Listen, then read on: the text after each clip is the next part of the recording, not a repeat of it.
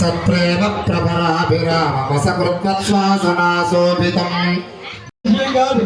ఇటువంటి చక్కటి యాగాన్ని మళ్ళీ ప్రతి సంవత్సరం కూడా తొందరగా అవుతుంది.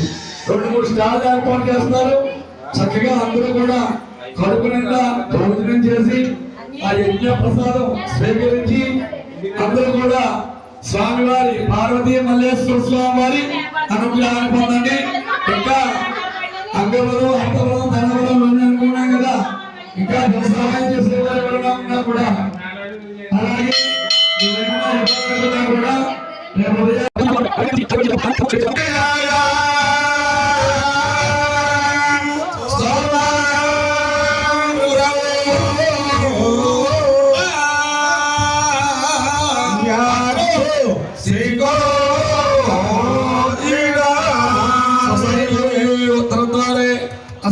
ప్రియా ధర్మేద పారాయణ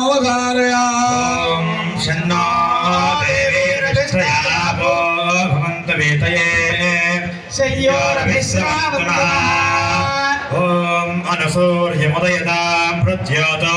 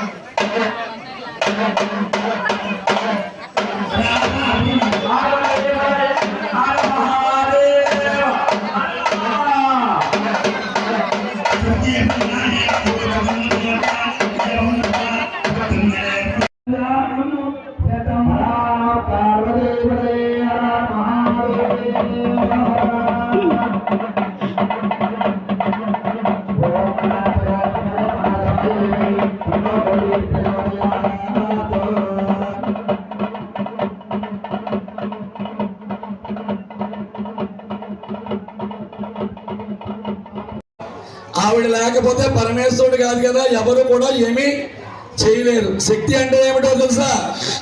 మనం కళ్ళు కదపాలన్నా, చెయ్యి కదపాలన్నా, ఏం కదపాలన్నా ఏముండాలి? శక్తి ఉండాలి.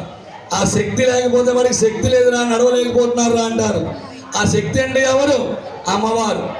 అటువంటి శక్తి స్వరూపమైనటువంటి యాగంలో మా వాళ్ళందరికీ కూడా నెమ్మదిగా చెప్పండి, గట్టిగా అక్కర్లేదు అన్నా కూడా ఎక్కడా కూడా నేను ఇలా అంటున్నా, ఒక బంతిని మనం ఇలా నెమ్మదిగా కొట్టుతా గట్టిగా పైకి వెళ్ళిపోతూ ఉంటుంది.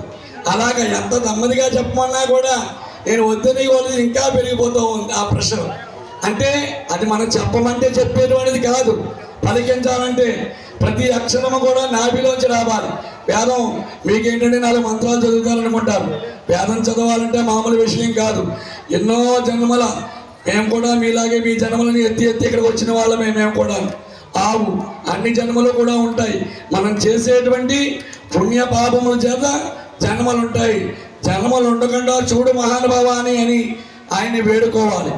అటువంటి విశేషమైనటువంటి యాగంలో చక్కగా వేదం మనకి ఇంకా అదృష్టం ఏమిటయ్యా అంటే ఋగ్వేదము, యజుర్వేదము, సామవేదము, అథర్వణ వేదము, ఈ 4 వేదాలు చదువుకున్నటువంటి పండితులు కూడా వచ్చారు. మీరు వేదం చదువుకుంటే ఇంత లావుగా ఉండాలి, ఇంత పొడుగ్గా ఉండాలి అనుకుంటారేమో. వీళ్ళంతా కూడా కుర్రవాళ్లే కదా, వీళ్ళంతా వేదం చదివారేమో అనుకుంటారేమో.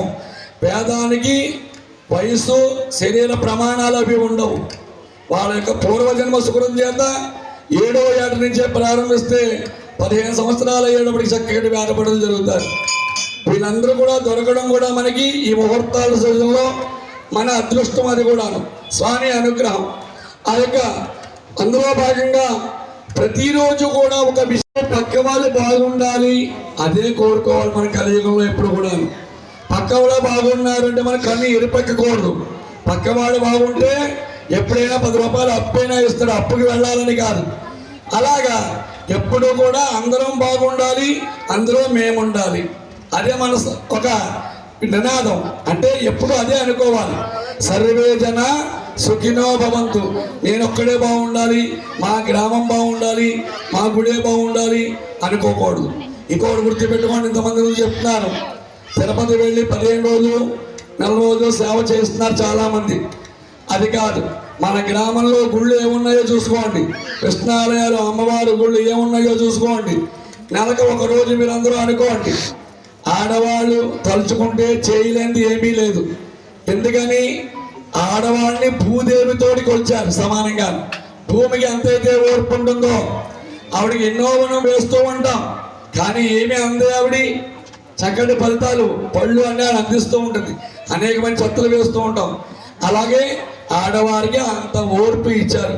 భర్త ఇబ్బంది పెట్టినా, విసుగు చేసినా, పిల్లలు విసుగు చేసినా, అత్తమామలు విసుగు చేసినా అలాగే శాంతంగా అన్ని దిద్దుకుంటూ వస్తుంది. అందుగురించే ఇల్లాలు అన్నాడు. అలాగే మీరు నెలకు 1 రోజు ఒక ఆలయం పెట్టుకోండి. ఆలయానికి వెళ్ళి శుభ్రంగా దులిపేయడం, కడిగేయడం, సామాన్ ఏమైనా పూజారుతో ఉంటే తోమేయడం, పక్కన పెట్టేయడం, దండం పెట్టుకోవడం.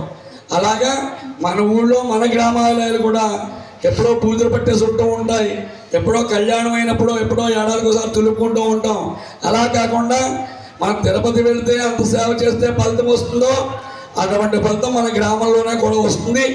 అందు గురించి ఈ కార్యక్రమంలో మా ఋత్వి సోదరులందరూ కూడా ఉదయం నుంచి అనేక జపహోమాది కార్యక్రమాలు చేస్తూ సాయంత్రం అయ్యేటప్పటికీ ఒక శివరాత్రి పూజ ఒకరోజు, అలాగే ఆ యొక్క నవావరణ అర్చన, అమ్మవారికి పరమేశ్వరుడికి కూడా శాంతి కళ్యాణ మహోత్సవము. ఇటువంటి ఒక్కొక్క రోజు ఒక్కొక్క దేదీప్యం, లక్ష్మీ గణపతి యాగము, రుద్రయాగము, చండీ యాగము, లక్ష్మీనారాయణ యాగము, సౌరయాగము, 5 యాగాలు చేస్తే ఎంతో విశేషమైనటువంటి ఒక్కొక్క యాగం 11 రోజులు చొప్పున 5 సంవత్సరాలు చేసుకుంటూ వెళ్ళాలి. అందులో భాగంగా మా వాడు 5 యాగాలు కూడా తర్వాత విషయాలు ఎలా ఉంటాయో ప్రస్తుతం మనం 5 యాగాలు ఈ 5 రోజుల్లోనే చేసేయాలి, మొత్తం అంతా నవ్వులు మింగేయాలి అని. అంటే ఆ ఫలితం మీ అందరికీ రావాలని, అంతకంటే మరోలాని కాదు.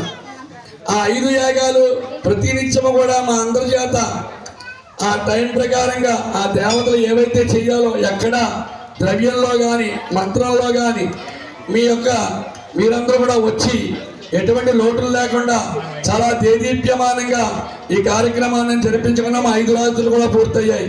రేపు ఉదయాన్నే మహాపూర్ణాహుతి. ఆ పూర్ణాహుతిలో అందరూ కూడా పాల్గొని ఉదయం 10 గంటలకి మహాపూర్ణాహుతి జరుగుతుంది. ఉదయం నుంచే కూడా ఉదయం 8 గంటలకి పూజా కార్యక్రమాలు ప్రారంభం. రేపు మీరందరూ కూడా మీ కుంకుమ పూజలు, వినాయకుడి పూజలు అవన్నీ మేము ఉండవు, అవన్నీ కూడా యాగశాలలో చేస్తారు. మీరందరూ కూడా వచ్చి నమస్కారం చేసుకుని